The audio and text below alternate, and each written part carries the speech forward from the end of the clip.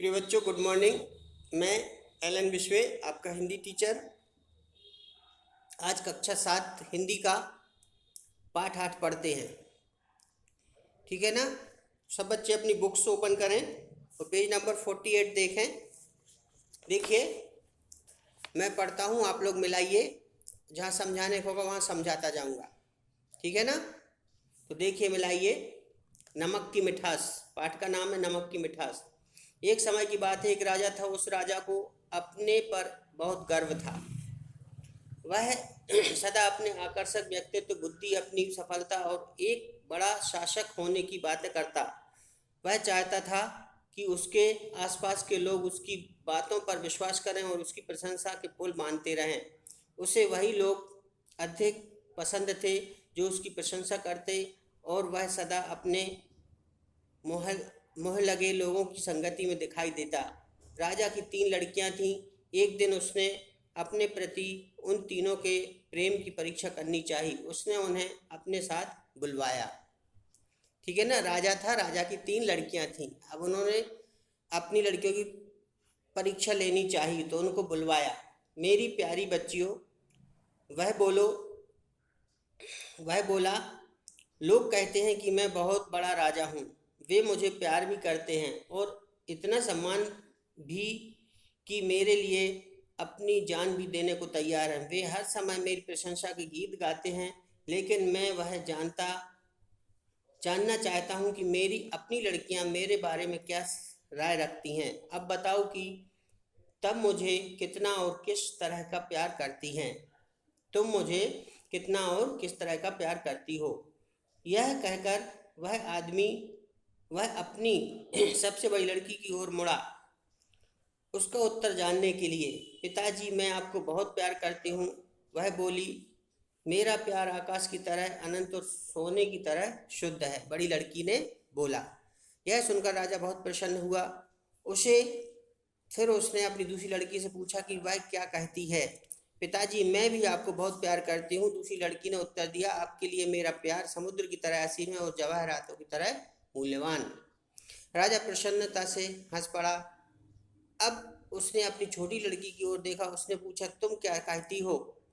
तुम मुझे कितना प्यार करती हो? तीसरी लड़की लज्जालु थी, वह अपने पिता से प्रश्न का उत्तर न दे सकी। राजा उससे बार बार पूछने लगा, जिससे वह अपनी बहनों से भी अधिक अच्छा कुछ कहे। पूज्य पिताजी, आखिर में छोटी लड़की ने उत्तर दिया, मेरा प्यार ऐसा ही है जैसा एक बेटी का अपने पिता के लिए होता है। छोटी बच्ची ने बोला, लेकिन फिर भी तुम मुझे कितना प्यार करती हो? राजा ने पूछा, तुम्हारा प्यार किस तरह का है? तीसरी लड़की सोचने लगी और फिर बोली, पिताजी, मैं इतना ही कह सकती हूँ कि मैं आपको इतना ही प्यार करती हूँ जितना आप और मैं नमक को करते हैं। क्या? राजा कड़क कर बोला, मुझे तुम केवल साधारण नमक के बराबर प्यार करती हो? हाँ पिताजी, उसने उत्तर दिया। तुमने यह कहने की हिम्मत कैसे की कि तुम मुझे साधारण नमक के बराबर प्यार करती हो? राजा गरजा, क्या मैं इतना सस्ता हूँ? तुम तत्काल अपने शब्दों को वापस लो, नहीं तो तुम्हारे लिए अच्छा नहीं होगा। लेकिन पिताजी, राजकुमारी बोली, इससे अच्छा कोई तरीका मेरे पास नहीं है जिससे मैं अपना प्यार प्रकट कर सकूं। राजा क्रोध से लाल पीला हो गया। वह बोला, मुझे इस तरह अपमानित करने का फल तुम भुगतोगी। वो छोटी लड़की से नाराज हो गया। उस दिन से राजा ने अपनी छोटी बेटी से सब तरह का संबंध तोड़ लिया। वह उसकी तरफ देखता तक नहीं था। समय बीतता गया। राजा ने अपनी दोनों बड़ी लड़कियों का विवाह 2 राजाओं के साथ कर दिया। तीसरी राजकुमारी अब अकेली रह गई। रानी ने एक दिन छोटी लड़की का विवाह भी तय करने के लिए राजा से कहा। राजा बोला, उस मूर्ख लड़की का विवाह? जरा रुको और देखो कि उसका विवाह मैं किस तरह करता हूँ। क्योंकि वो चिढ़ गया था। राजा ने बाहर सड़क पर देखा। वहाँ वहाँ पर उसे एक भिखारी दिखाई दिया। राजा ने उसे भीतर बुलवाया। राजा ने उससे पूछा, तुम कौन हो? सड़क पर तुम क्या कर रहे हो? उसने उत्तर दिया, मैं खाना खाने के लिए भीख मांग रहा हूँ। कई दिनों से मुझे कोई काम नहीं मिला है। यह सुनकर राजा बोला, तुम भिखारी हो? यह बड़ा अच्छा है। मैं तुम्हारा विवाह एक राजकुमारी के साथ कर दूंगा। तब तुम दोनों मिलकर भीख मांग सकते हो। राजा ने अपनी छोटी लड़की की विवाह उस भिखारी के से करके उसे विदा कर दिया। राजकुमारी ने अपना दंड बिना एक शब्द कहे हुए स्वीकार कर लिया। अपनी दशा पर उसे जरा भी अफसोस नहीं था। वह जानती थी कि वह अब राजकुमारी नहीं रही।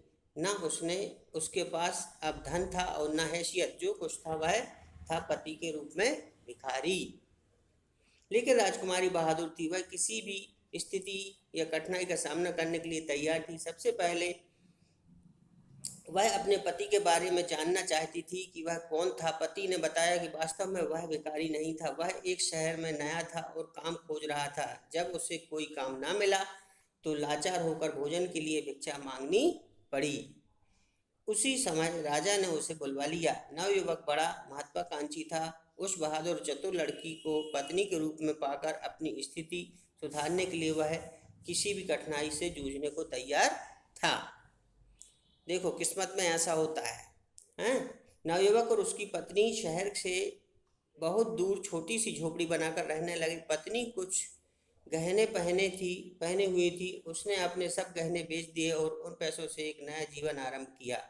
उन्होंने थोड़ी सी जमीन किराए पर ली और उस पर खेती करने लगे। फसल अच्छी हुई। इस तरह खूब परिश्रम करने से धीरे धीरे उन्होंने अपनी खेती बहुत बढ़ा ली। कुछ ही वर्षों में उन्होंने इतना पैसा जमा कर लिया कि खेती की ढेर सारी जमीन खरीद ली। धीरे धीरे वे धनी और संपन्न हो गए। कुछ समय बाद उन्होंने अपना मकान भी बनवा लिया। लेकिन अब भी वे पूर्णतः संतुष्ट नहीं थे। उन्होंने अपना परिश्रम, साहस और दृढ़ता से जारी रखा। कुछ ही वर्षों में उनके पास बहुत सी जमीन और बड़े बड़े भवन हो गए। अब उन्होंने अपने रहने के लिए एक बड़ा सा महल बनवाया और उसमें राजा की तरह बड़े ठाट बाट से रहने लगे। इस समय तक उनकी सामाजिक स्थिति बड़ी अच्छी हो गई। वे अपने घर पर शहर के प्रसिद्ध और महत्वपूर्ण लोगों को निमंत्रित करते थे। एक दिन राजकुमारी ने अपने पिता को भी अपने यहाँ खाने पर निमंत्रण किया। राजा ने निमंत्रण स्वीकार कर लिया, लेकिन वह इस बात से अनजान था कि वह अपनी लड़की के यहाँ ही खाने जा रहा है। भोज बड़ा शानदार था। राजा और बाकी सब अतिथि इस आयोजन में बड़े प्रभावित यानी प्रसन्न हुए, खुश हुए। गृहपति और गृहिणी अपने अतिथियों को देखकर बड़ी शिष्टता और सुंदर ढंग से कर रहे थे। जैसे ही राजकुमारी अपने पिता के पास पहुंची, उसने अपना घूंघट नीचा कर लिया और फिर उसे भोजन के लिए बैठने का आग्रह किया। राजा भोजन के लिए बैठ गया। सोने की कटोरियों में तरह तरह की चीजें उसके सामने रख दी। राजा को भूख लग रही थी। उसने एक कटोरी में से एक ग्रास खाया। उसे बड़ा आश्चर्य हुआ जब उसने अनुभव किया कि खाने में नमक नहीं है। उसने दूसरी कटोरी में भी सब्जी लेकर चखी। वह भी बिना नमक की थी। इस तरह उसने एक कटोरी के बाद दूसरी कटोरी में से भोजन रख चखा, लेकिन सब में नमक नदारद था। राजा को बड़ा गुस्सा आया। उसने अपने चारों ओर निराशा से देखा, लेकिन बाकी अतिथि तो मजे से भोजन कर रहे थे, भोजन का आनंद ले रहे थे। घूंघट निकाले गृहिणी फिर राजा के पास आई। उसने बड़े मधुर स्वर से पूछा, महाराज, क्या आपको हमारे यहाँ का भोजन अच्छा नहीं लगा? तुम्हारा भोजन अच्छा लगा। राजा गरजा यानी गुस्से में बोला, ऐसा भोजन मेरे सामने परोसने की तुम्हारी हिम्मत कैसे हुई? यह भोजन बिना नमक के बनाया गया है। तुमने मुझे ऐसा भोजन परोसकर मेरा अपमान किया है। तब गृहिणी ने अपना घूंघट उठाया। वह बोली, मैं तो आपको नमक अच्छा लगता है। वह बोली, तो आपको नमक अच्छा लगता है, आपको बहुत पसंद है। निस्संदेह आपके लिए वह सोने और जवाहरातों से अधिक मूल्यवान है। राजा ने गृहिणी की ओर देखा। वह आश्चर्य से देखता रह गया कि वह कौन है। अचानक उसने पहचान लिया। अरे, यह तो उसकी तीसरी लड़की उसके सामने खड़ी थी। वह कुछ न कह सका। उसने पहली बार अनुभव किया कि आदमी के लिए सस्ता और साधारण नमक सोने और जवाहरातों से अधिक मूल्यवान है। राजा ने उठकर राजकुमारी को गले लगा लिया और बोला, मेरी बच्ची, मेरी मूर्खता के लिए मुझे क्षमा कर दो। राजा ने छोटी लड़की के साथ जैसा व्यवहार किया वह उसके लिए लज्जित था। अब वह अपनी गलती को किसी तरह सुधारना चाहता था। उसने अपना सारा राज्य छोटी राजकुमारी को और उसके पति को दे दिया और फिर से सब आनंद पूर्वक रहने लगे। तो ये छोटी सी एक कहानी टाइप की थी जो मैंने आपको सुनाई। इस कहानी में लेखक ने बताया है कि मनुष्य को झूठी प्रशंसा सुनकर खुश नहीं हो जाना चाहिए। आजकल क्या है, किसी की झूठी प्रशंसा कर दो तो वह फूला नहीं समाता। ऐसे ये सच्चे और अच्छे लोग चापलूस नहीं होते। वे किसी भी स्थिति में अपने स्वार्थ के लिए किसी की झूठी प्रशंसा नहीं करते। जो सच्चा मनुष्य है वह अपने स्वार्थ के लिए किसी की झूठी प्रशंसा नहीं करता। वो तो सच्चाई ही बखान करेगा, सच्चाई ही बोलेगा। तो ये आपको ये चैप्टर था, इसका सिर्फ वीडियो डालूंगा मैं, ठीक है।